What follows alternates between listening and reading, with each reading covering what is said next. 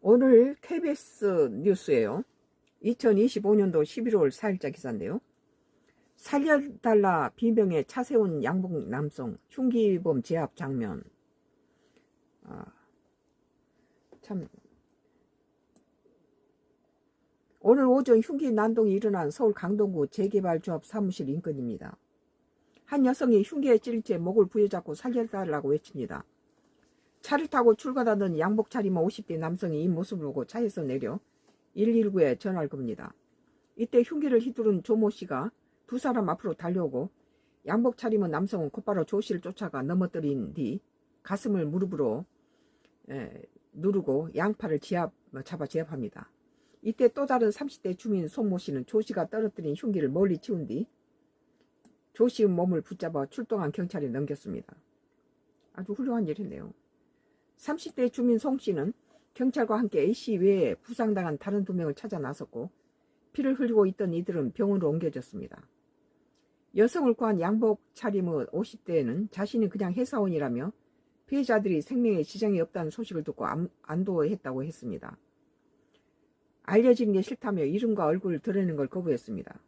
훌륭한 일을 해놓고도 자기 이름을 알리는 걸 거부했다는 거 보니까 참 겸손하기도 하네요. 직전 조합장인 조 씨는 지난 7월 시공사 계약 뒤에 술에 취해 여직원 A씨를 강제 추행한 혐의로 기소됐고 최근 벌금형을 구형받은 거로 전해졌습니다.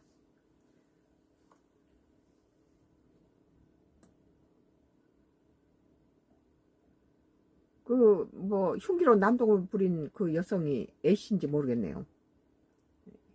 그래서 그 사람을 붙들고 보복을 한 거라고 생각이 되네요.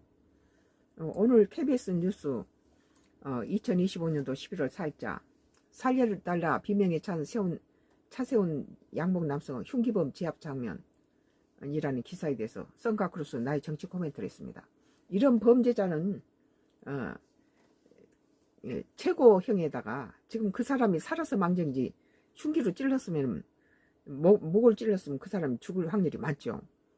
다행히 생명의 지장이 없어서 다행이지만 우리 한국 남자들은 일본의 지하철에서도 일본 사람 멀뚱멀뚱한데 지하철에 떨어진 술 취한 사람을 구하다 죽었잖아요. 한국인은.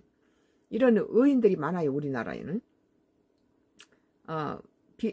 이렇게 차를 운전하고 가다가 양복 입은 남성이 살려달라고 목에 칼에 찔린 채 살려달라고 비명 지른 여성에게 도움을 주겠어. 그